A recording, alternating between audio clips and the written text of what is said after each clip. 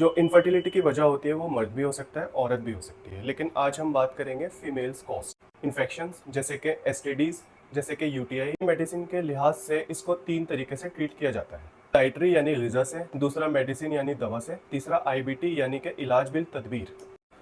आज का टॉपिक एक बहुत इम्पॉर्टेंट है और बहुत सेंसिटिव है, फीमेल इनफर्टिलिटी। शादी के बाद माँ बाप बनना हर जोड़े का एक ख्वाब होता है, लेकिन बार बार कोशिश करने के बाद भी अगर औलाद ना हो लोग परेशान हो जाते हैं। What is infertility? आखिरकार इनफर्टिलिटी होता क्या है? एक जोड़ा रेगुलर 1 साल के बाद एक साथ रहते हुए कंसीव ना करे, इसको हम इनफर्टिलिटी के कैटेगरी में रखते हैं। जो इनफर्टिलिटी की वजह होती है वो मर्द भी हो सकता है, औरत भी हो सकती है, लेकिन आज हम बात करेंगे females cause. Female infertility 2 types की होती है। पहली टाइप्स प्राइमरी, दूसरी टाइप सेकेंडरी। जो प्राइमरी इनफर्टिलिटी है उसमें फीमेल्स शुरू से ही कंसीव ना कर पाई हो, उस कैटेगरी को प्राइमरी कैटेगरी कहते हैं। सेकेंडरी कैटेगरी का मतलब होता है कि फीमेल या तो एक बार माँ बन चुकी हो या फिर उसका एक बार अबॉर्शन या मिसकैरेज हो चुका हो, उसको हम सेकेंडरी कैटेगरी कहते हैं। हम बात करेंगे कॉजेज की कि क्या वजह हो सकती है इनफर्टिलिटी। कुछ कॉजेज ओवुलेटरी होते हैं, जैसे कि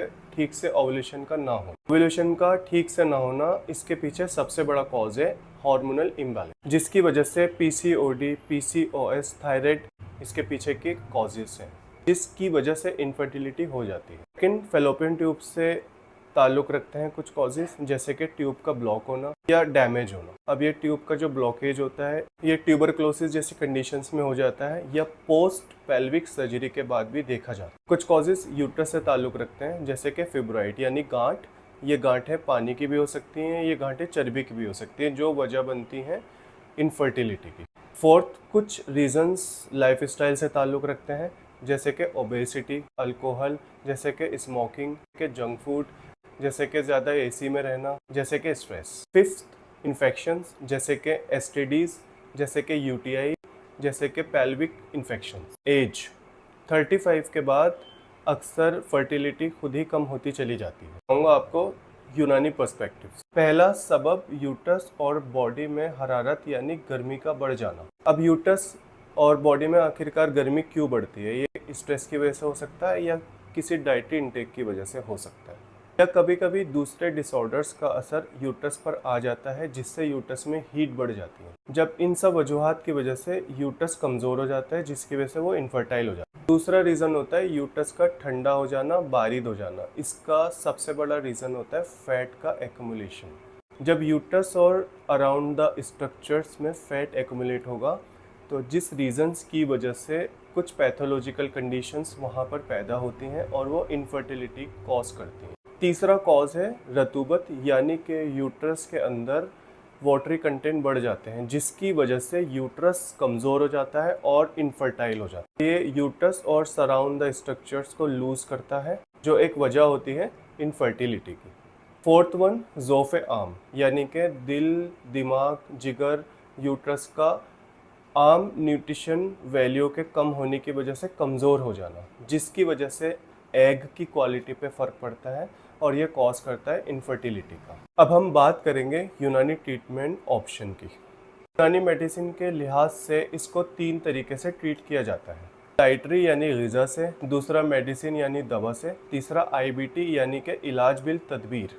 डाइटरी में अगर यूट्रस में गर्मी बढ़ गई है तो हम विटामिन सी रिच डाइट तजवीज़ करते हैं पेशेंट्स, जैसे फॉर एग्जांपल सिट्रस फूड, इमली का पानी और चिया सीड्स। यूट्रस में अगर बरूदत यानी फैटी एक्यूमुलेशन हो गया है तो इसकी ग़िज़ा हम किचन के मसालों से तजवीज़, जैसे कि सौंफ का पानी, और उसके अंदर हम डालते हैं 4 से 5 चुटकी अजवाइन। इससे करना क्या है, 1 गिलास पानी लेना है, इसमें 1 चम्मच सौंफ डालनी है, 5 चुटकी अजवाइन डालनी है। इसको इतना पकाना है कि 1/4 रह जाए, उसको फिल्टर करके रात के समय गुनगुना पी के सो जाना है। सेकंड वन, हल्दी का पानी। इसमें हम अक्सर अपने पेशेंट्स को तजवीज़ करते हैं। इसमें लेना कैसे है, आधा चम्मच हल्दी, 1 कप पानी।